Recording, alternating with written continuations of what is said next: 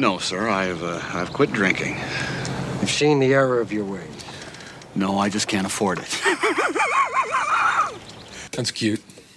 I remember when I had my first beer. Yes, sweetheart, I have a rare condition which requires me to drink one of those every 15 minutes, please. Yeah, well, give me a fucking drink. Move it, you little prick. I'm sorry, Bruce. These boys get that syrup in them. They get a little antsy in their pantsy. They just can't keep them under control. Cheers and welcome back to Reels, Booze, and Bros, a.k.a. RB2. I'm your host, Jay. Got my co-host with me, Brian. We got Nick, our other co-host, inside the chat with us in the Twitch stream. Nick, what's up? Good to see you there. Vodka Martinis. Good luck with that. And we got our real bro fan, Kev. He likes to be special. Gentlemen, what's up? How are we doing tonight? Doing pretty well. Kev? I, too, am doing pretty well. I'm doing pretty well. And Nick said, what's up, fellas? Nick, how you doing tonight from here in the chat? Everything's instant on the chat, so there's no, second delay. Shaking, not stirred. Yeah. Yeah, that's how he's doing. I'll turn it this way for you. All right, so our previous podcast was Goldfinger, and I like to apologize to all the real bro fans out there, the real fans and the bros, the sisters. I don't know what else we call them on what we had. Real people. The real people. And the millions. Yeah, I apologize. So what happened was my computer ran out of memory, and it just took a shit on me. And so I had to use the audio from Twitch. So nothing was. The first segment was saved before we went on a break. Then when we came back from the break, it went to a certain point. I just lost all of it at that point, and I used the audio from the Twitch video that we used, which was horrendous. And yeah, if you stuck with it, thank you very much. It was one of our darkest times here. It was probably the worst episode besides like the first few episodes we had. We didn't know what was going on. Talk about a 1 year. And then, yeah, exactly, 1 year anniversary, and it went straight down the drain. And speaking of 1 year anniversary, we're going to announce who the winner of our $25 gift card from Amazon. Woo!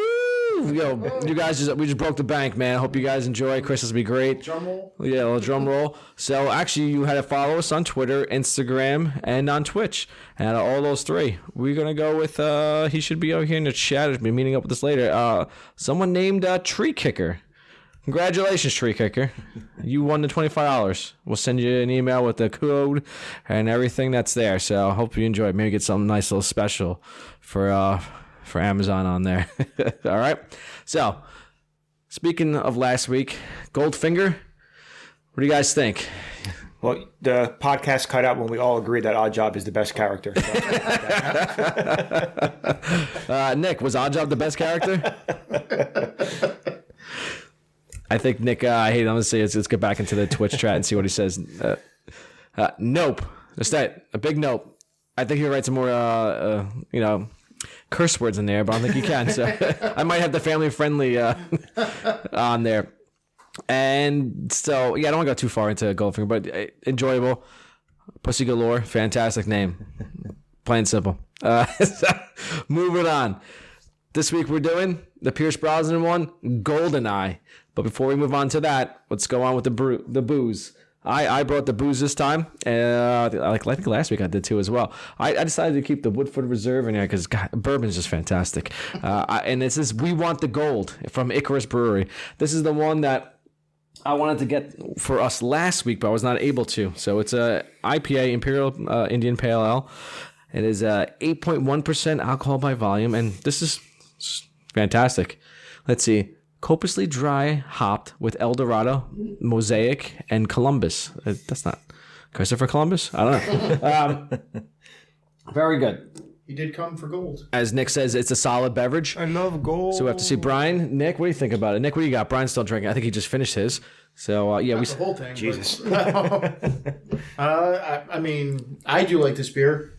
It's, once again, it's an 8.1%.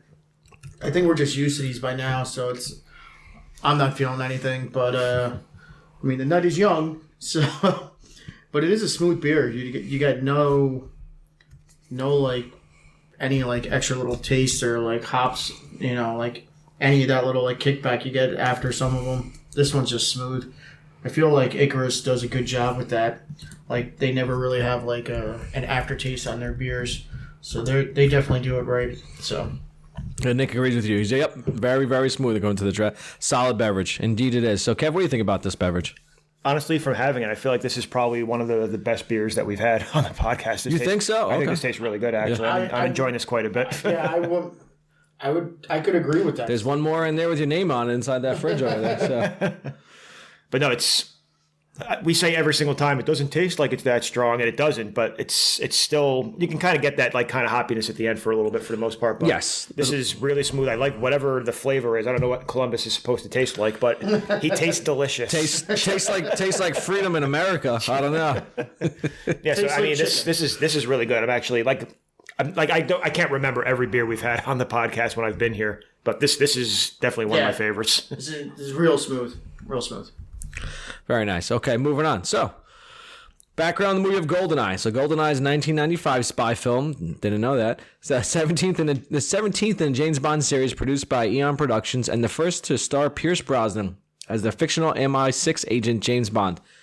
It was directed by Martin Campbell and is the first in the series not to utilize any story elements from the works of novelist Ian Fleming. This is also the first James Bond film not produced by Albert R. Broccoli. That's fantastic. Following his stepping down from Eon Productions and replacement by his daughter, Barbara Broccoli. God, it's hard. BB. Along with Michael G. Wilson, although Albert was still involved in the film as a consultant producer, which being his final involvement in James Bond film and also during his career before his death in 1996.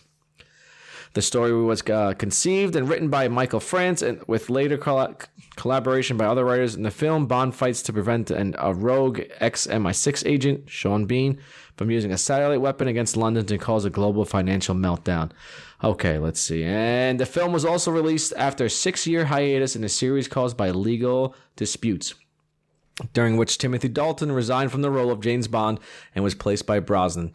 M was also recast with actress Judi Dench, becoming the first woman to portray the character, replacing Robert Brown. The role of Miss Moneypenny was also recast, with Caroline Bliss being replaced by Samantha Bond. Desmond Llewellyn was the only actor to reprise his role as Q. It was the first Bond film made after the dissolution of the Soviet Union and the end of the Cold War, which provided a background for the plot.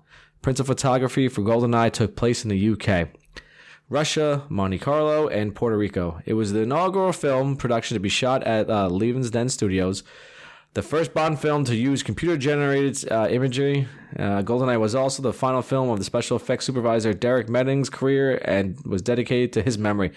Fuck, I had a bunch of that little BTS in there. I just didn't realize I had it all up front. So we'll go over that in a bit. Now, okay. Let's go with the Metacritic and critic reviews. Metacritic, IMDb, Rotten Tomatoes. Rotten Tomatoes is 79% on a tomato meter, 83% audience score. IMDb 7.2 out of 10.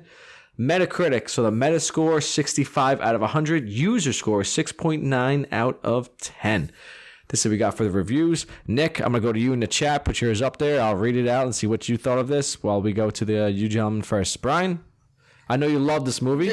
Love Pierce Brosnan. The hair, beautiful. Yeah. Flowing black locks in there. So what you got? Opposite of what I have. But yeah, rewatching this, it's a tough watch for me. Like, as much as I love the Bond character itself, like, it just makes me appreciate the newer ones so much more.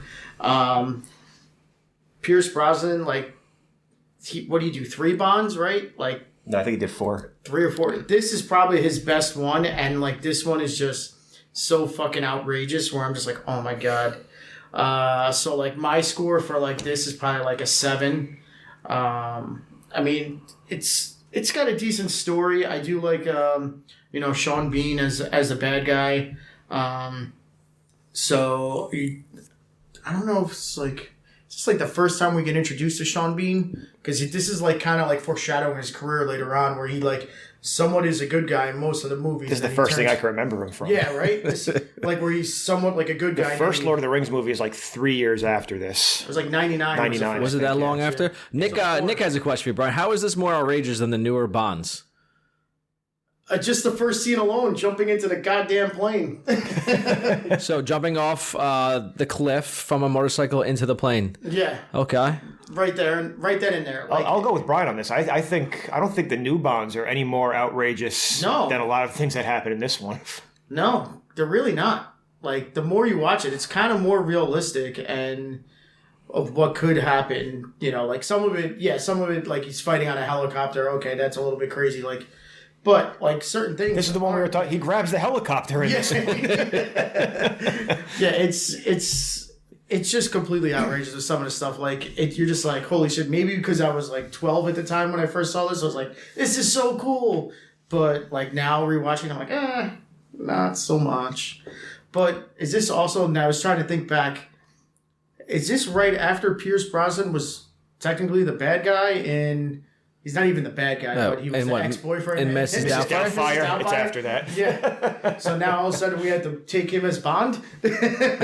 So stole Robin Williams' girl. I don't know. Robin Williams fucked that up on his own. No, that was him. I'll tell you, Robin Williams was the bad guy in that movie. Plain and simple. He was the shitty parent. Hands down. And he just wanted to come in. He's James Bond. This is before he became 007. He was just an MI6 agent. Wasn't sure if he was going to take the role. He was on a holiday. He was on a holiday, and he realized, I actually love this woman. I love her kids. This is the family I want to have. I couldn't have it while I was an MI6 agent. And then Robin Williams comes over and completely fucks everything up. He goes, you know what? I'm fucking done. I'm going to be a whore and save the world from here on out. Fuck you. All right, go ahead, Kevin. What you think? Oh, Brian didn't give his actual number yet. I think it was a 7. Okay. So that's how I tie in Mrs. Doubtfire to James Bond. There's a write-up somewhere about how Mrs. Doubtfire is the villain in that movie. I'd have to see if I can find it again. Oh, yeah. Without a doubt. Robin Williams is... For this, I had kind of the opposite experience because I remember not liking this movie that much when I first saw it. And when I was rewatching, I was like, it's not that bad. I'm not going to go much higher than Brian. I'll go like maybe 7.5 is like the highest I'll go. I'm not going to go, but it's an enjoyable 7.5. I'm not saying that like it's a bad movie. There's a lot of things that are ridiculous in it. Like you mentioned that, I think about the one scene within the archives where it's the graded floor that they all shoot through and no one can hit Bond or Natalia the whole time. It's like, that's not how this works. And then at one point, Bond just turns around, shoots through, and kills everybody. So you have to like kind of forget like plot armor stuff like that when you're watching these movies. But I thought it was interesting. Those are all pre-Stormtroopers. I liked it. Like I said, I was expecting to not like it that much because I remember not liking any of the Pierce Brosnan ones. I'm pretty sure he did 4. The only 2 I remember even slightly liking is this and Tomorrow. The World Is Not Enough. But again, I wouldn't watch any of those over most of the other Bond films anyway. So yeah, like a 7.5 is probably like the highest I'll go. And the one thing I'll say is when I was watching the movie, the main thing I'm thinking is like, oh, this is the one level in Goldeneye. Oh, this is the next level in Goldeneye from the video game. So it's like, oh, I'm just progressing through the plot of the game, basically. Yeah. I think, what was it? So Tomorrow Never Dies, and The World Is Not Enough. And then he also did Die Another Day. I think those are the 4. I think that was it. That's it. I'm looking at his IMDb to figure out where it is. He was in, let's see, 2000. I think the last one was like 01 or something like that. Well, what was Casino Royale? It was like 2006 or 7? Somewhere around there? 7 or 8, I think. All right, I don't know. Die Another Day, 2002. So it was the 4 then? Yep, it was 4. So he did 4. Wow, he did really 4 of those? I don't remember. You don't remember them because they weren't that good. I see. I don't remember. I'm trying to figure out what's out there. Like seizures in the background. Because the movie on in the background. I don't remember the Timothy Dalton. I think he only did like 2 because there was a big dispute about. 1. Was it 1? Okay, but the thing is, I hate this. Like I don't have anything against Pierce Brosnan. I think he's the worst of the 4 Bonds, even with Timothy Dalton only doing 1 or 2. Mm-hmm. If you say 1, it's fine. I could have sworn he did a second one, but I'm probably wrong. But the problem is with this, like he's basically between the Connery ones, which people like kind of remember and romanticize the most about because they're the original ones. And the Daniel Craig ones are all, like, each one is really good. All of them are better than any of the ones that Pierce Brosnan did. So yeah, I think it's just kind of a tough beat for Pierce Brosnan, I guess. No, Nick, you didn't type anything offensive. So Nick tried to write his stuff in the chat. I think you were just typing too fast in chat. I should get rid of that fucking bot because we don't have a lot of followers enough to continue. Or I should promote you to like something else. I wonder if I can. I should have done that. So for hearing out, Nick, I'm going to promote you to like moderator, so you can type a bunch of shit, or like admin on this. Bunch of guys. If you can't make it, you just talk in the chat. Yeah, you were timed out. Because it deleted all your fucking messages in the chat. So it was 11 hot for TV. 11 messages were deleted by a moderator. So Nick got a 300-second ban for a moment, or timeout. 5 minutes. Yeah, that's some good math right there. So carrying on. Sorry, Nick. We'll send us through a text, and we'll. 9:33. You're allowed back in. All right, so I do a filibuster like we're in Congress going on. So my thoughts on this movie, I enjoyed it. I'll give it an 8.3 repeating on this. I'm not a fan of the BMW. I'm glad they really didn't use it when they switched over to that car in there, the Speedster. I'm like, this piece of shit. Did not like that at all. It was so stupid. But he does drive the Aston Martin. He does it. Yeah, he drives the old school Aston Martin, the one from the beginning. See, the guy drives that little Russian jalopy. Nice car. Yeah, and I was like, what? Surprised it never. Another thing I like better about the newer movies is that when they did the American CIA agents are there, and they don't like make fun of them that much. They're actually these movies. They're like, oh, he's like this. He wears a cowboy hat later on. He's like, oh, hey, Hoss, I told you the Marines would be here. And he's driving this jalopy and shit. Stupid He's all America with his rose tattoo from his third wife. Yeah, so it's I like... I actually like that guy. So. I like him too, but... He's not bad. I just, even when they were portraying it in... what was it? In Goldfinger. So, like, as us Americans are stupid. But, like, motherfucker... Oh, that James, he's fine. So, that pissed it off. That pissed me off. And, all right, Nick sent me a text. So Nick goes 7.5 for me. Was most memorable Bond for me because of my age when it was released.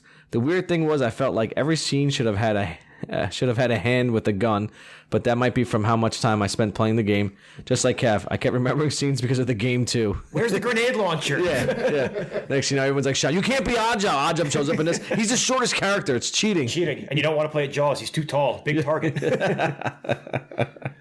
We'll see. Okay. So just going about the game, where was the pyramid? We missed the pyramid in this also. Yeah. It's been so long. It's been so long since I played that game. All right. So moving on. Let's go on to favorite scenes. Again, this movie is like I guess the Bonds really, there aren't that many, like other movies have lots of scenes. A lot of it blends in together and blends in very well.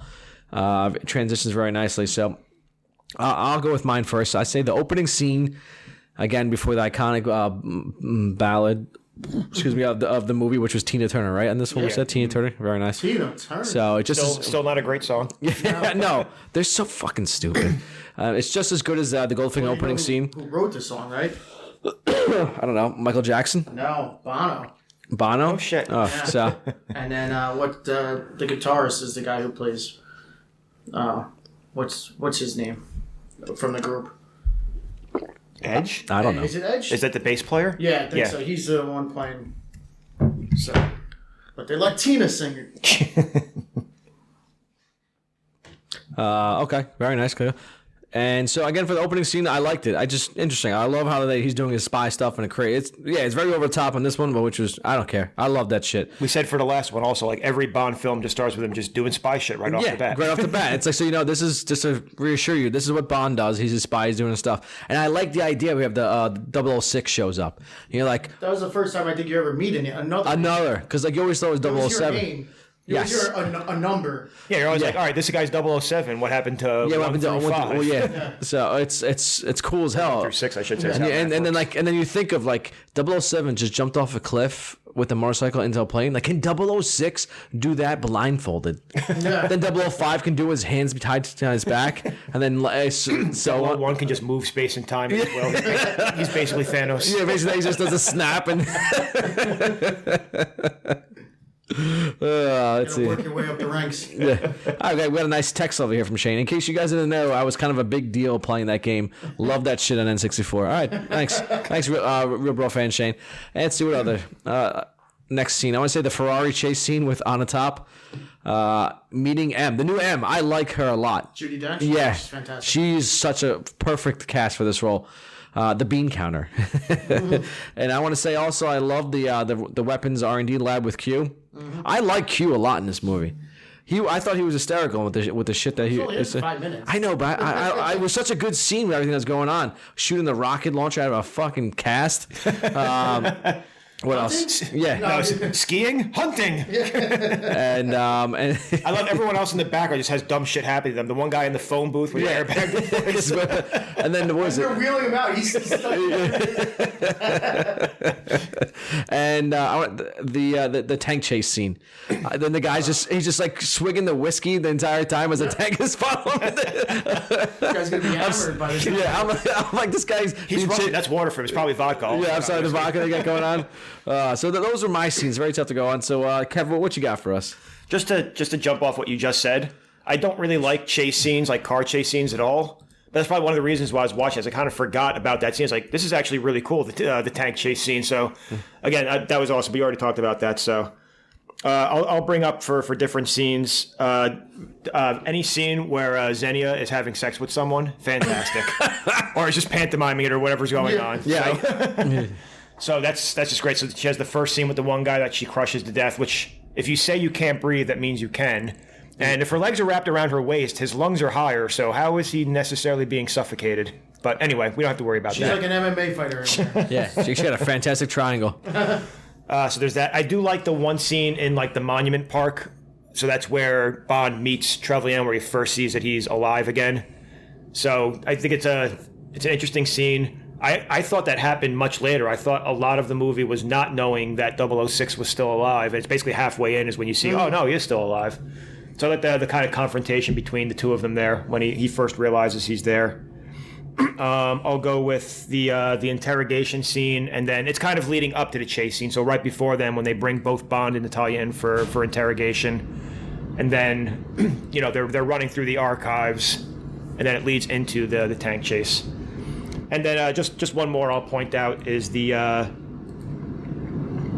it's a small scene in the office. You mentioned M as a character also. Yes. When he first goes into office, that's the first time that Bond, who's the new Bond, is meeting the new M also. Yes. And she's just like, I don't like you. You're a relic of the old ways. You're a womanizer. All that stuff. So I like that kind of like just real quick interaction between the two of them. So I'll put that for my my other scene. Since Jay just walked away, just to do one more then. I'm sure Brian will talk about it also. The last scene, the entirety of when they first get to the dish in Cuba. And then there's a bunch of different things that happen. There's the first scene where they're in the bunker. The second kind of scene where it's them chasing on the actual antenna. But that's another great scene, so. All right, since Jay stepped away, I'll just throw it over to Brian. Go. So for me, I don't have much more than what you guys already said. I'm just kind of going with like outrageous scenes. So obviously the first scene we just said, beginning of the movie, jumping off the fucking cliff off the motorcycle into the plane, and just like, what the fuck? So that's kind of crazy. Like we were saying, why are you telling him to stop shooting? Like, kill the guy. Like, I don't get it. There's that. I do like, when he's meeting with Q, I thought that part was hysterical. And like you said, all the stuff that he's, all the gadgets that he has and all that stuff. What's this, dude? Don't touch that. It's my lunch. But to go off what you said with meeting M, I do like how she's introduced into the movie when one of the other guys is just he's like, oh, it looks like your intuition was right, and he's like, but whatever he says, he's like kind of making fun of M, and also the number crunchers don't really care. They don't know what they're doing. Yeah, and she walks in at that time, and she's just like, oh, really? So I thought it was a cool way to introduce her. She's fantastic in this role, and like later on throughout the other movies, I think she just becomes more of a vital character in the movie. But I do like how she puts Bond in his place, and I feel like she always does, even in, moving forward in all the other movies, in the Brosnan movies, and then the Daniel Craig movies. So, I have a quote from her in the movie about, like, if she has the balls to send somebody to die, that's her job, but she wants to do it and make sure she has all the knowledge to do it. So that was good. And then The tank scene for me, once again, another outrageous scene. First off, I'm not a military guy. Jay, maybe you could answer how fucking fast the tanks go. I looked it up as soon as I was watching. I was like, this. come on, man. How could you catch this guy? And how could you be that bad at driving that you can't get away from this fucking tank? Like, this is ridiculous. So I had the same thought, so I literally went online and looked it up. So tanks are only designed to go like 25 miles an hour, apparently. Yeah, but they can go faster, but it says it basically destroys the tank in the process because it's not supposed to go that fast. At 60, no problem. That's exactly what he destroyed that tank in the process. He went through buildings. He's like, this isn't my tank. I'll do whatever the fuck I want. That's right. I can blow the transmission. Yeah. He looked like fucking Dominic Toretto out there, Fast and Furious style, fucking hitting the e-brake, sliding. No, the first thing when we talk about things are ridiculous. I can probably go through my search history. You can probably see how fast do tanks go in my search history. So that's what I was like. But I'm like, man, this motherfucker knows how to drive everything. It's crazy. I'm like, did they go to school for all this? So, but yeah, that was just insane. Like I did enjoy, like Jay was saying, with the villain drinking the fucking out of the flask the whole time. Like, oh, he's gaining on us. Yeah, the General Usanov, whatever his name or something like that. Shut up, and then he takes a sip. Yeah, guys, drive faster. Yeah, I wonder how much he had in that. He probably had a full flask, but it wasn't that big. It was a small one, yeah. He's probably got 2 or 3. Very good. So Nick says he loves the R&D scene, and he was dying at the guy from the phone booth inside the fucking. So, he's like, I love the smile on his dead face. Let's see. What else? He thought the scene with Moneypenny did a good job continuing with the cat and mouse game between the two. Okay, so we got that, and let's move on to Jay Weezy. Thank you for in chat. Let's see, stream of Solid Boys. Very good, very good. Oh, so speaking of the stream, before we go on, this is a new background we got here. I decided to change it up. We're inside a bar. Looks like we got a little beer, a little desk in there, like we have going on. We got the booze cam going on. This looks pretty shitty. The booze cam, as you can see here on the chat. I gotta spruce that up a bit, but. I'm liking the background, the little desk we have, the little the podcast microphone with the pint over there, and the little cactus plant on there. Why not have a cactus plant? Looks cute. So I digress. Moving on. Favorite scenes done. So, favorite quotes. Anyone want to start? What we got going on? Brian? Sure. Brian, can you flip through your pages over there? Yeah. Kev lost it on his actual modern technology phone. I don't have many quotes, but... Again, not a quotable movie. No. So it's very tough to pull stuff out. So I will say, like, I'll go back to the one I was just referencing before. It was from M, and when she's like... I wouldn't say she's disciplining Bond, but, she's letting her know where she lies at. So it goes with, if you think for one moment I don't have the balls to send a man out to die, your instincts are dead wrong. I have no compunction about sending you to your death. But I won't do it on a whim, even with your cavalier attitude towards life. And she's not wrong with what she's saying. You just... And she was kind enough at the end of that speech to say, "Come back alive," by the way. Yeah, after she's like, "I want you to, go find a Goldeneye." Didn't she say I hate you in the beginning? You're pretty motherfucker. Well, because she doesn't like. I didn't write that quote down. I was like, "Yeah, you're a womanizer. You're a relic of the Cold War," is what she basically says. Yeah. So, but I mean, it plays into it since the Cold War technically ended in '89. So, all that good stuff. Then this one's from Q. Need to remind you, 007, that you have a license to kill, not to break the traffic laws. I like that one. That one always made me chuckle. Bond. She always did enjoy a good squeeze. Oh, on a top. And then a more serious Bond quote, but, it's like, governments change, but the lies, they stay the same. So, that's all I had. All right. Kev, what you got for us? So I have a few from early on in the film also. They're in that early scene with in the casino with Xenia also. Yes. So the first thing that he says is... Baccarat, right? They're playing Baccarat or something stupid fucking So she says, half of everything is luck, James. The other half, fate. So that's what they're going through for there. And then when they're leaving the table, after she loses, she just says, enjoy it while it lasts. Bond says the very words I live by. So he says, what words do you live by? She says, the trick is to quit while you're still ahead. And then Bond says, that's the one trick I never learned. This is true. And then right after that, it's like I said in the last movie, there's kind of these weird throwaway lines that you don't think of. So I mentioned the one for Goldfinger was when he sees Goldfinger on the plane. Oh, congratulations on your promotion. You having lunch at the White House?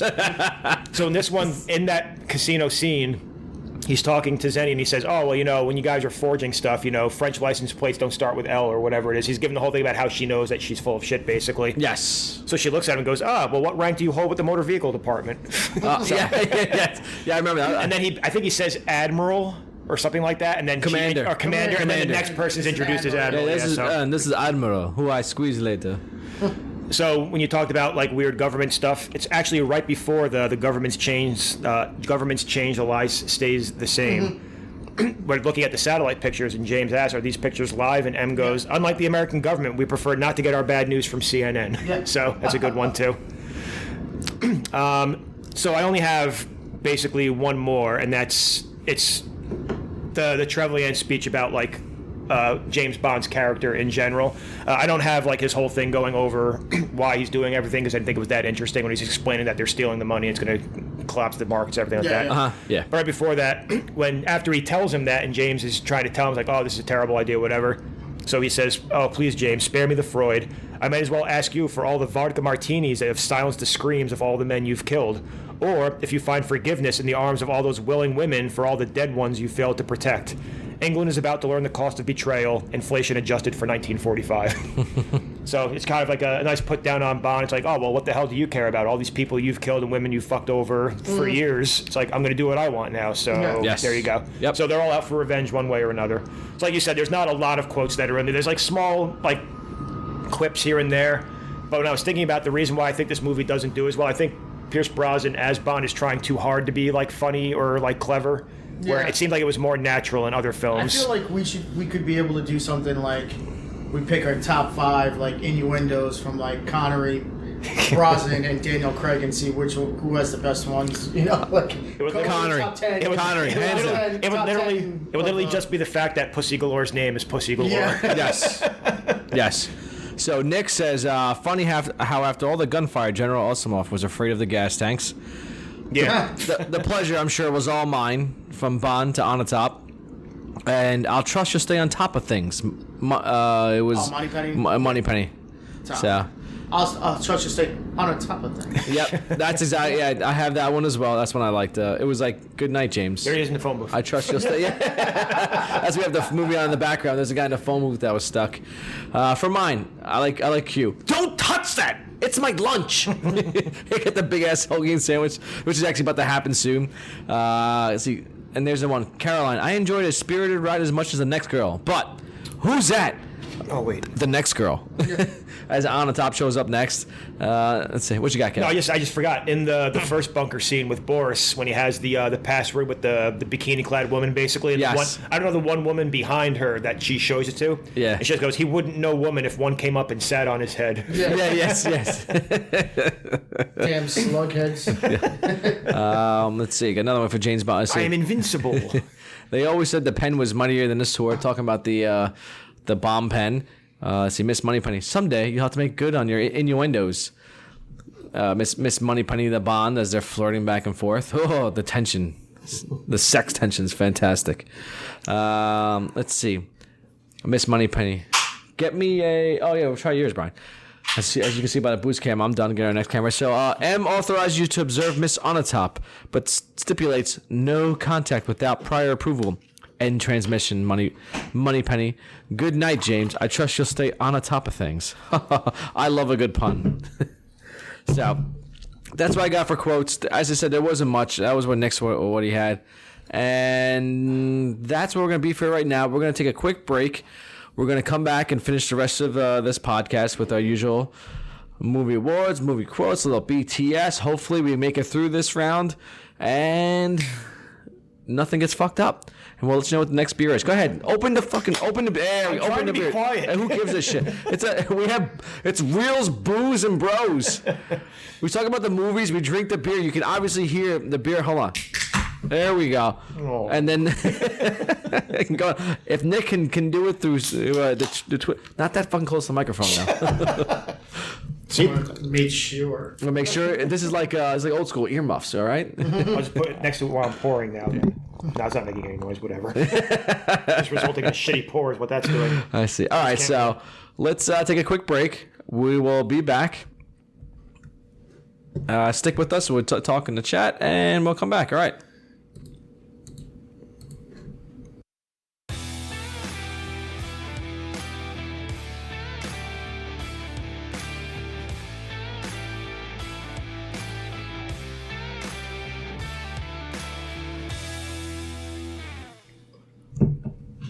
Right. Now pay attention, 007. First, your new car, a BMW Agile 54 with gears, all points radar, self-destruct system, and, naturally, all the usual refinements. Now this, I'm particularly proud of. Behind the headlights, Stinger missiles. I love you, Q. Love you. All right. Welcome back to Reels, Booze, and Bros, a.k.a. RB2. Let's finish the rest of this podcast. Bring it on home. Where are my fucking notes? Here we go. So... let's move on. Movie awards, what you've all been waiting for. Let's go with the best quote. We had a lot of killer quotes out there. A little tough on there. I'm going to throw this out. With James Bond referring to on the top. She always did enjoy a good squeeze. Love a fucking pun. All right. Anyone else want to throw something else out there? Kev, Brian, what you got? Nick, in the chat, what you got? Let me know what you want over there. Go ahead, Brian. Oh, okay. Sounds rough. It's tough. I mean, I do agree with that because I did say that as one of my quotes. But I guess if anything that's probably like really memorable would have to be, or it just stands out, is the government's change, but the lies, they never stay the same. But the lies, they stay the same. Okay. Okay. Kev? So I'm going with a quote I mentioned before. It's in the casino with Xenia. So she says, half of everything is luck, James, and the other half, fate. So if we're talking about kind of like a poignant quote, also just the idea about, what things actually happen or why they happen. So that's the only thing. There's not a lot of like really insightful, and I don't think the puns in this movie are all that good either. No. So I went with that one. So again, half of everything is luck, the other half fate. I could be on board with that too. I see. You know what? Nick says, I'm sure you'll stay on the top of it. And I like that one. I do. That's probably the best pun they have in the whole movie. Yep. And it's fantastic. And it refers to the woman. Just like Pussy Galore. But this is like kind of subtle, but not so much. Slappers only. As he, on that. So, I don't know. Again, this is not really a quote-heavy movie. Yeah, it's very tough to come up with. Bond movies aren't quote-driven. No, of course. They actually have a real script. Stuff it's just going on. dumb, quick one-liners that you hear once in a while. It's more they're action films where you're seeing what's going on. Yes. So, okay. I don't know. We got a lot of contenders out there. Only one winner, and it's on the top of it. Moving on. Best scene. For me, the tank chase scene. The dude, he's just drinking the fucking vodka throughout. I love it. The tank's going like 80 miles an hour, busting through buildings. Not losing any steam. Not one bit. You know what? They don't gaining on the motherfucker. They don't make tanks like they used to. Russian technology. It is. There. It is. The Russian military. They had a huge. During World War II, they put tons of tanks. What they used. So that's what I got. What do you guys got? Nick, I'll look for yours in the chat. And Brian, Kev, what do you guys got for best scene? All right, so I have two. So one, I think my favorite scene in the movie is the R&D scene. I just love everything about it, with Q, and it's quick 5 minutes. But the other one that I truly love, and I think is very important for the rest of the Bond franchise, is like when Bond and M are talking for the first time in a room. So I think that just sets up like her character for later movies and does a very, very good job at it. So I would go with the R&D scene as my favorite for the movie, but more impactful for me would be the M scene. So that's what I'll leave it at. Okay. I can get behind that. I like that. Kev? So I'm going with a different scene. Of course. But we haven't even talked about it, though. I left it out. It's a secret. Oh, no, it's not that. I just wanted it before. Scene. No, yeah. I actually like the scene when they're in the actual Russian bunker when they first fire the actual lasers. That's when you first meet Boris and Natalia. Uh-huh. So that's when, they do the joke about, what was the first pun, which I didn't write down? Oh, what's in front of you? It can open doors and it's knockers. And then he gives the other clue. So he goes out for a cigarette. Then there's the actual attack where you see Oramov and Natalia come in. It's the first time you see the Goldeneye laser, which it's just like that. It's so stereotypical. They have the two keys. They have to turn at the same time. Yeah. They bring in the Goldeneye thing, which I don't know why that one thing looks like a Goldeneye and it somehow hooks up to a computer. Like, I don't know what the point of that is. If it's just like for an encryption code or whatever, I don't get it. But then that whole scene where then the planes are, coming in, the laser goes off, it shorts everything out. There's the big explosion. She's hiding in what you think she's hiding in the ventilation, but she's hiding in the cabinets down below. I thought that was a cool scene. If I was going to pick two scenes that I remember from the movie, it's that one. Again, it's the first time you meet Boris. He does the stupid "I'm invincible" line. And then it's either that. So the two scenes I would say is either that one or the tank scene. But you said the tank scene already, so I'll go with that one. Tank scene's phenomenal. So before I tell what Nick says, so what happens when you don't turn the keys at the same time? Do you get like 3 tries and it's done? Is it 1 try when you're done, or it's just like you have 5 tries to get your password in, and then you're locked out for 15 minutes? It's like ready 1, 2, 3, and then you go turn. It's like, oh, I turned on 3. You said 3. Was it 1, 2, 3 or 1, 2, 3 then go? Yeah, like when you're supposed. They never say. So, I've felt so curious, and I'm like, this is like why. Why and like why can't they be like 2 people? Okay, because it's pretty close. It's probably about an arm's length away. You can turn both keys at the same time to do it. I can understand if one's on the other side of the room and at least have 2 people. But like, why is it like? Now that I think about it, it didn't look like they were that far it's away. It's probably about 2 feet, 3 feet at max away. You need 2 people. Get the fuck out of here. If you want to make something, put one on the second floor. In the ceiling, the other one on the first floor, behind like a fucking refrigerator in a break room. All right, turn the key on 3. I don't know. That would be just me. Speaking of activating things, the scene on the background is the scene in the helicopter when he hits the eject seat. The look on Bond's face when he's trying to hit it with his head is fantastic. Oh yeah, he's and so these guys are all like world class spies. He didn't think, the ejector seat button is right there. Maybe we disable that somehow. Yep, I like that. He's like had to use his head to turn everything on, and that's probably I suppose there was a good pun there or something like. Way to stay ahead of things, Bond. Heads up play. Yeah. All right. So moving on. So for Nick goes. Where he goes. I'm sure he goes. He likes. I think the opening scene with the motorcycle and plane, so realistic and believable. Brian, your thoughts on that? Can you agree with Nick? No. Here, look at his face. Here it comes. Oh, fantastic.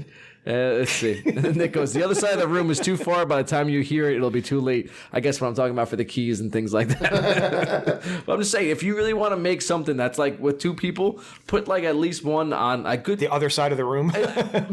Maybe 6 feet. Because like an average person's like what, like 5'9"? Some gymnast is going to break in and use her hands and her foot to do the other one then. You know what? If they do, fucking good. You know what? They deserve to have the fucking nuclear. Kevin Durant reach of 7'1" wingspan. You know, if you're Kevin Durant, like Jay said, you deserve to blow up the world. If you can reach more than 5 feet regards, then good fucking for you. Go ahead. You have all the new codes. So I don't know. It's so stupid. All right. So moving on, the Randy Watson Award, best character. Tough. No, not for me. I fucking Q. I love Q in this. He was great, yelling about the sandwich, about the guns. Like, I felt like he had the most speaking lines. I haven't seen it. It's been a while since I've seen the other Bonds, but I fucking love Q. That old motherfucker.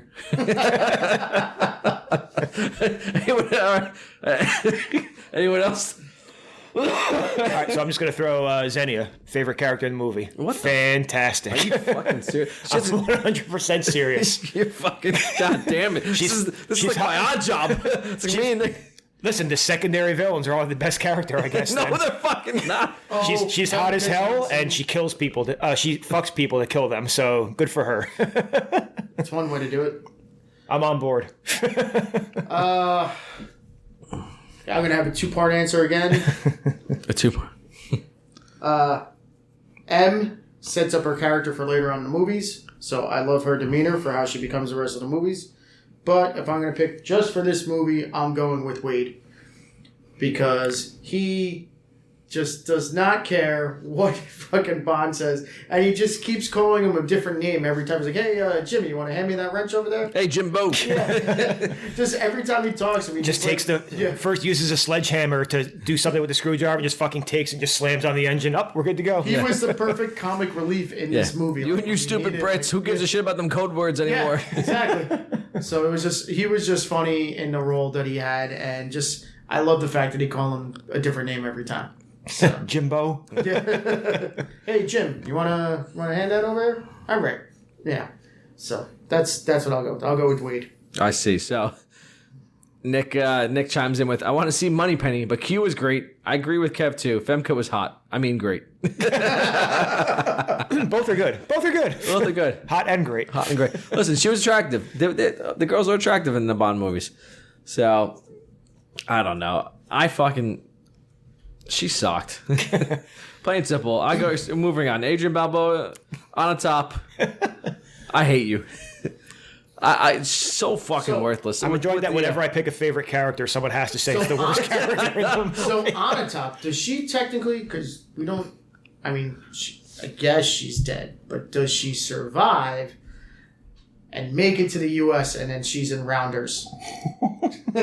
Was she in Rounders? Yes. She's it's weird. She's not the girlfriend. She's the love interest when the girlfriend leaves in the movie. But she comes back and she's like, cards. She says, I can spend the night if you want. She loves cards. Yeah, that's true. She is a gambler in this movie. No, she's fucking dead. She's fucking dead. Plain and simple. I'm just trying to. She died on scene. Maybe she somehow got some of the money from Trevelyan. That's what became her fun money to go into the World Series of Poker. What was the pun he used right there when she got killed? She always loved a good squeeze. Yes, that's right. But how does it even kill you?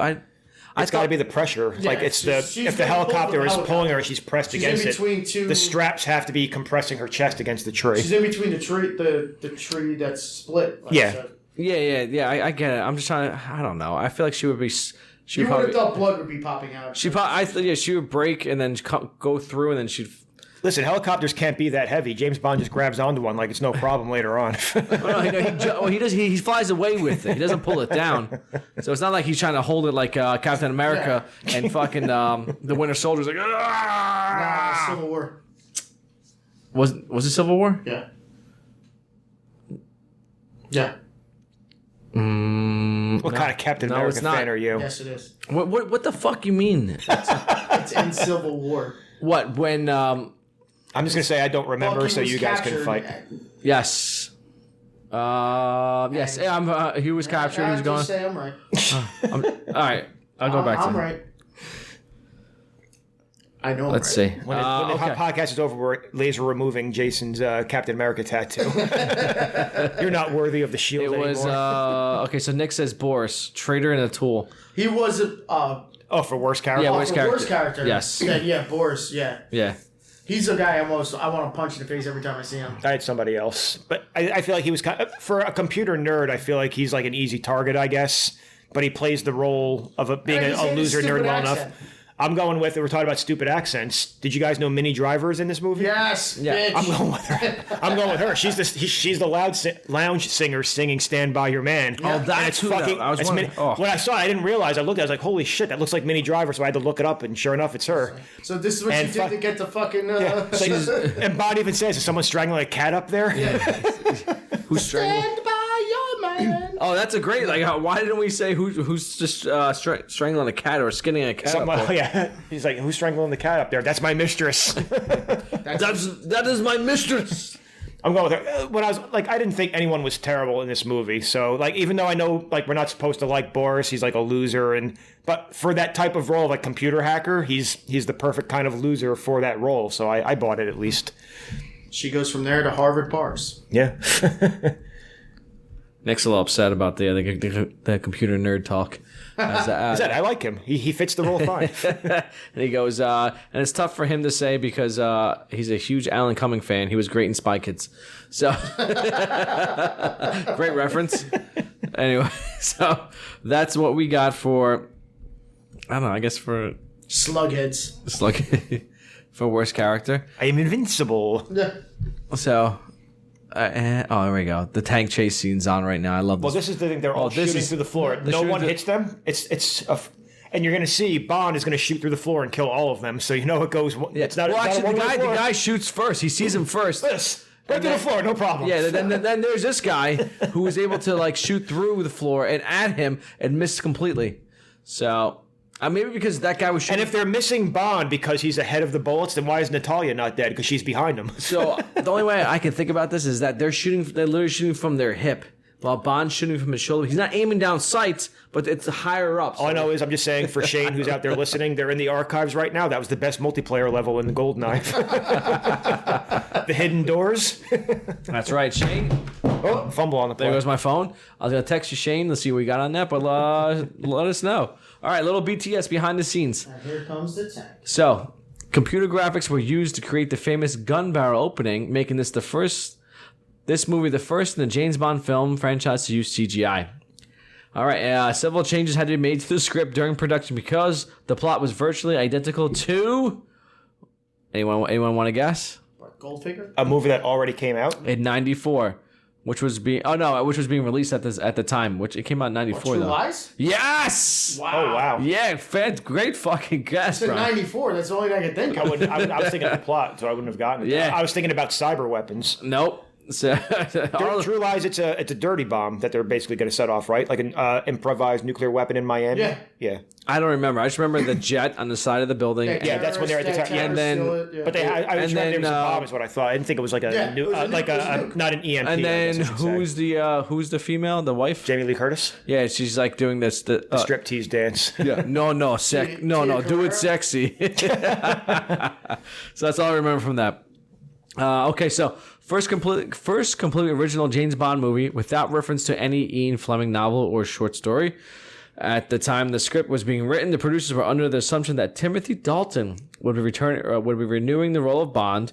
It was written to match Dalton's darker, more realistic portrayal of 007.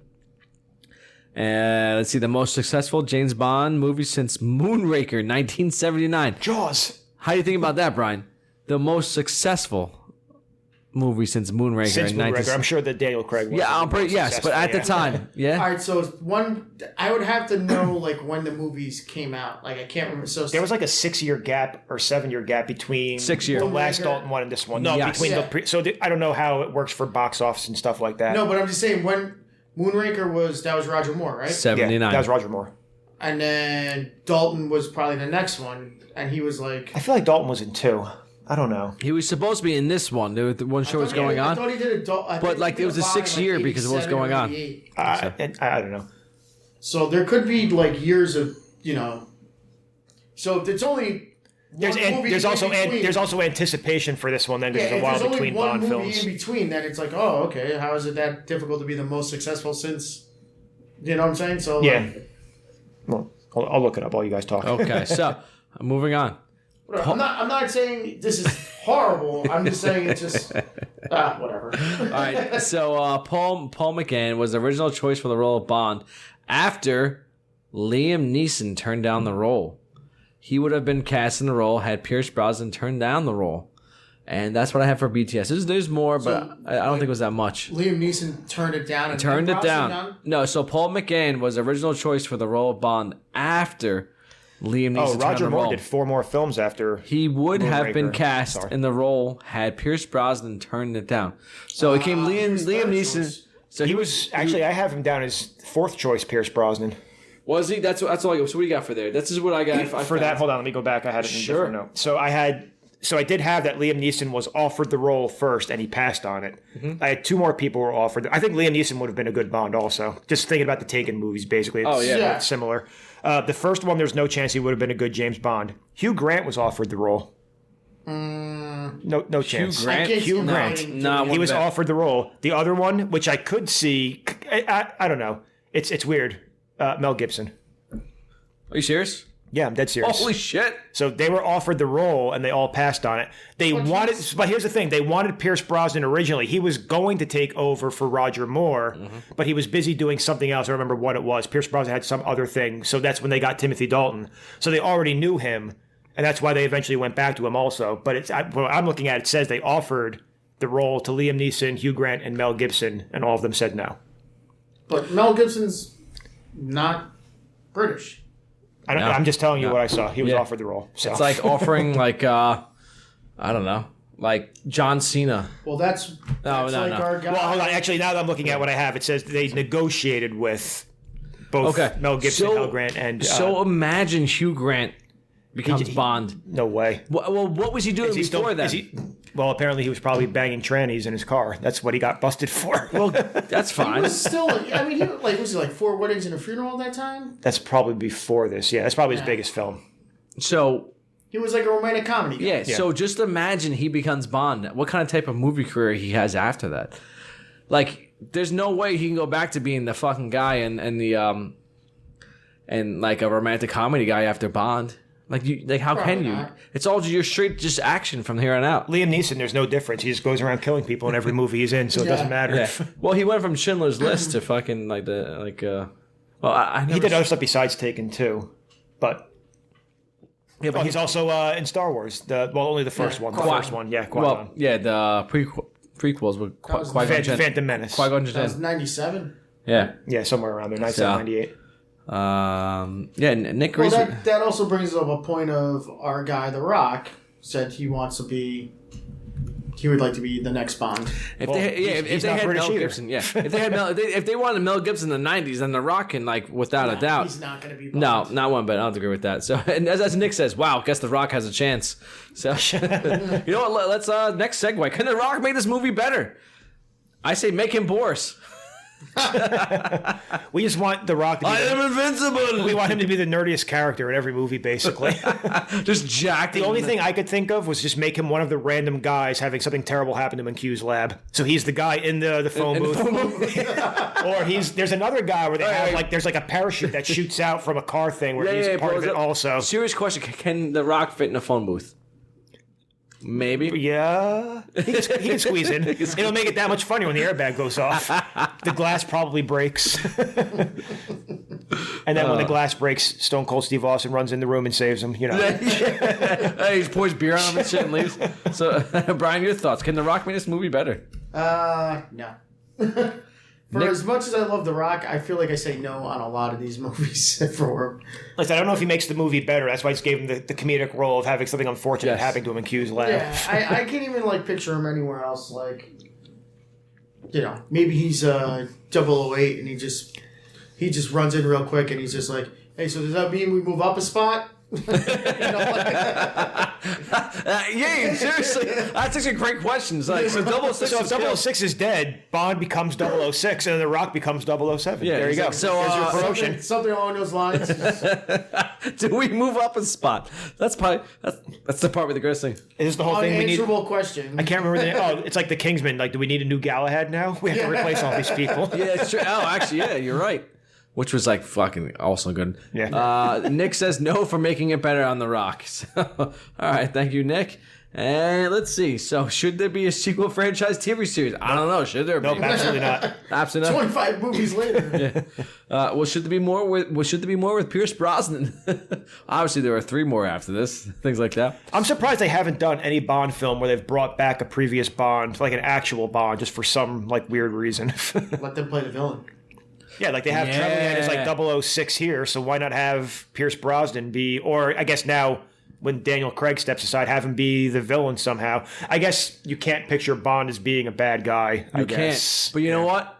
I like that concept. It'd be cool or just have him be like a mentor to the next person, like the Kingsman. Have him be a mentor to the next person. Oh, that his dad was take a forgotten Bond, fucking Timothy Dalton, and have him be the bad guy. Yeah. He's like old, right? How old is he? Like probably like in his 80s, I bet. No. How old is Timothy Dalton? I have no He's got to idea. be in his 60s. Is he? So The whole premise can be he was like, I got fired as being James Bond, so now I'm mad. It doesn't even have to be. Bring him back as the villain, but like I guess Spectre was the huge like organization. And the next one be the head of that organization or something like that. It's going to be late 60s. Yeah. Honestly, I was looking to make sure he was still alive. He's 75. That's true. 75, okay. So yeah, I was fucking close. Nick's multiverse Bond. There you go. God damn it, Doctor Strange. Well, there you go. That's how they get Idris Elba, and there's got to be a black James Bond somewhere. Yeah. Oh, fuck. Yeah, that's what. You know what? That's for me. As I said before in the last podcast, there always need to be a Bond movie, and I want Idris Elba as the next Bond. So, yeah, he's old. I don't give a fuck. Have you seen the latest Suicide Squad with him in there? I know. We talked about this last time. Yeah, I know. We don't know the fucking podcast. We don't know about that because it got cut. Because it got cut. So, God damn it, it was good. He's the one that made that movie. I'll bring up Hemsworth again. He'd be my vote. He's Australian, close enough. He has an accent. Some sort of accent. I said, I think Henry Cavill. I think he would be a good Bond. Fucking I up. can see that too. An accent so fucking Jet Li then. You want an accent? It's so fucking fine. Know who said who wants to play Bond? Fucking Tom Holland, Spider-Man. Huh. He's too young. He's too young. Yeah, I would say too young. He's too young, and he's he needs a lot of more years. He says that's a role that he wants to play. Yeah, of course. A British actor would be. I would take the guy from The Kingsman. I think he can do it. The younger guy whose name I can't remember. Well, the guy who's the actually main the star, main yeah, guy in like the movie. Yeah, Aaron, I can't remember his name. Some like Aaron. Is it Eckhart? No, Aaron Eckhart's someone like else. Yes, with the T. Yeah. He played fucking what's his face? Rocket Man. He played. He was. Oh, right. No, I can picture the guy. I John don't remember Elton. what his name was Yeah. from the Kingsman. I'm movie. sorry, I've seen John Elton.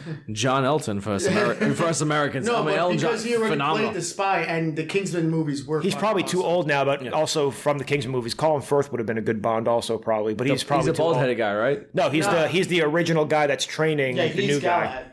The guy Yes. the guy that loses He's his his memory. mentor, yeah.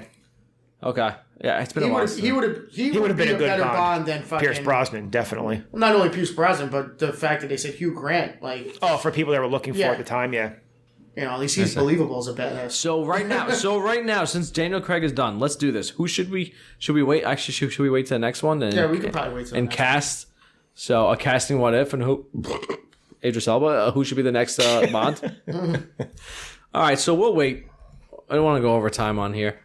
We're almost at another 30 minutes. I know. I know. So, all right, before we go on, Brian, you brought this beer. Since I'm fucking burping and hiccuping like a motherfucker over here, let's great segue to the beer. This is called. It's another Icarus Brewing. It's called It's Official, an IPA, Imperial India Pale Ale, 7.8%. And Brian, what are your thoughts on this beer? I would read the caption of what it says, but I can't pronounce a couple of these, so I'm not going to. So we think heavily oated and wheated Northeast style Imperial India Pale Ale, hot with Halatu, Blanc, Amarillo, and Columbus. What the fuck is Columbus? What the fuck is Columbus? I'm gonna look it up in a second now. So Then dry hopped with Motier, Strata, and even more Hallertau Blanc. So they put even more of it in afterwards. Yeah, I was there like, you go. I didn't want to mess up on the pronunciation of any of those words, so thanks, guys. yeah, we fucked it up. Yeah. Columbus hops. Let's say. But it's not as smooth as the first beer we had, but it is nice. If we could find out what that Columbus is, I mean... All right, so here we go. Okay. Columbus CTZ hops pellets. This dual-purpose hop is a high alpha varietal with a neutral bitterness and intense aroma. Floral and citrus notes come... He's fucking smelling the beer. So floral and citrus notes come out in both aroma and flavor, but it can be... No, it kind of makes sense now. Just saying, like... Can be very pungent, which makes Columbus great for laying dishes to a boil or dry hop. You motherfucker. Oh, I'm sorry. I didn't know I was doing something wrong here. Jesus. I'm sorry, I thought this was America. Yeah. Okay. He smelled the beer. Yeah, how dare you? I see. All right, so Nick is asking Santa. All I asked for Christmas is that the guy save me a can of this beer. We got you, Nick. All right, we got you. We want the gold, and this fucking it's official. We got one for each of you. All right. God damn it. I lost my train of thought. Where the fuck are we now? So we're finishing this up. And all right, so final thoughts. Kev, final thoughts on Goldeneye. I know this is Brian's like in his top 5. So I want to go with you first. I wouldn't say this is a top 5. This, like I said, when I was rewatching it, I was under the impression I was not going to enjoy this as much on a rewatch that it was, because I don't remember a lot about the movie being good. I don't remember a lot about any of the Pierce Brosnan movies being all that good. But when I was watching it, it was fine. I don't think there's anything, wrong with the film. I'm not going to say it's great. I'm not going to say it's bad. So that's why I went with like a 7.5 for the rating. It's an enjoyable watch. There's nothing that's too, compared to other Bond movies, there's still nothing that's too unbelievable or stupid that's in there. There's some good lines that are here and there. The action scenes are still pretty good. It's fine. I think, like I said before, the only two that I think that he did 4 films. This and Tomorrow Never Dies are okay. But I still wouldn't say they're better than like literally any of the other Bond films by other actors. Yeah. So those are the two that I would put up there. All right, so before we go on, I think I might change my vote. I fucking hate that chick. Natalia, because like she's like, oh my God, you saved me, I love you, I'm gonna have sex with you, and it's like, why do you have to be a super spy? Why do you have to just, fuck you, we're gonna go on this great adventure, and then next thing we're in fucking Cuba. And she's in charge all of a sudden. Well, I'm going with you. Yeah, and like, oh, we're so cool, let's have sex next to this 17 palm trees and blah blah. Oh, you and your fucking guns, fuck you and stuff like that, James. Why you gotta hurt yourself? And it's like, motherfucker, I'm a fucking spy. Nothing changed. And then she falls in love with him again. And he's like fucking penetrating her later on. And then she's like the same exact bullshit. She's like hates him. I'm like, what the fuck? Though she's very attractive. I'm not a big fan of short hair, but she looks good for it. She pulls off the short hair. But she's a fucking cunt. I'm sorry. All right, Brian, go ahead. Your final thoughts on there. I'm gonna stick with what I had as the first part of this. 9.5. Yeah, fantastic. Nice. I'm topping off at a 7. For me, this is the best that Brosnan did in the Bond movie. So I'm like, rewatching this, I had a little bit higher hopes for it. I'm like, oh man, if this is the best one out of all of them, I'm like, oh geez, the other ones I'm not really gonna go watch anytime soon. But I'm just like, it has its moments here and there. The story's not terrible. I think for me, just because of how much I enjoy the Daniel Craig ones, kind of ruins it for me watching these. So it's just, it's a little tough to watch at parts, but, you could get through it. And it's Bond. You got to realize what you're getting into. It's over the top. It's like, a regular person trying to be a superhero, like on steroids. So it's just like whatever, you could think is possible, he could do it, and it's just whatever. He pulls chicks, he's jumping into planes, he's fucking driving tanks, and not a scratch on him. Fucking guy's invincible, So that saves the day all the time. What are you gonna do? Good job, Jimbo. I just want to point out just the other two that I didn't mention. It's Die Another Day and Tomorrow Never Dies. Those are like really bad films. Those are not good at all. The World Is Not Enough is okay. And actually, I was just thinking about it. The World Is Not Enough actually does have one of the better themes. And it's sung by the lead singer from Garbage, if I remember correctly.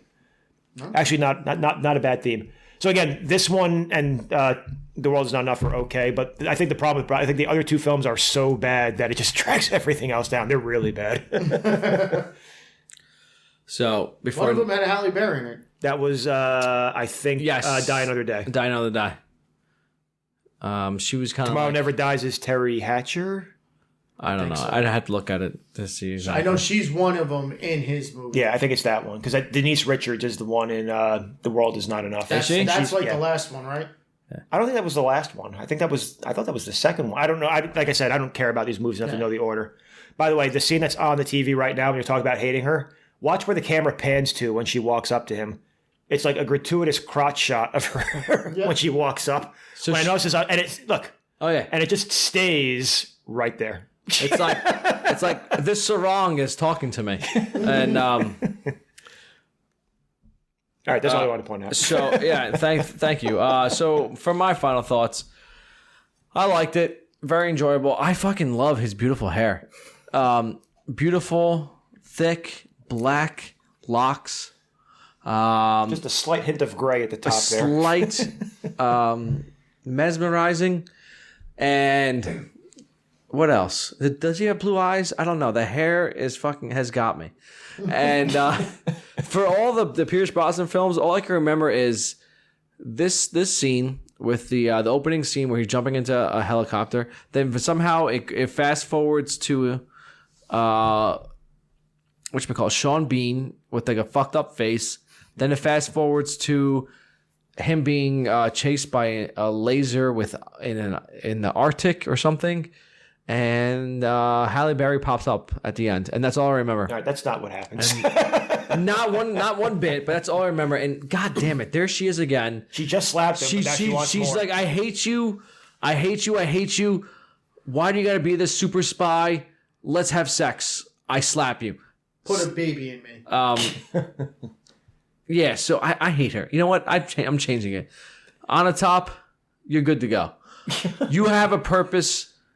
It's weird, but this she's the best character in the movie, Jay. You know what? I'll probably switch to her. I love Q. He was so fucking funny in this one, and yeah, I don't know. I enjoyed it. It's an enjoyable movie. I'm not gonna rewatch it. Like I want to say, it's not gonna be my top 10 of rewatchables, but when it's on, I'll watch some of it. I do like the idea of having the 006 finally like revealed and him being a bad guy, which is pretty interesting. His background, wah, and so that's it. And so the government killed my parents. It's like, fucking welcome to America. The government kills everyone's parents.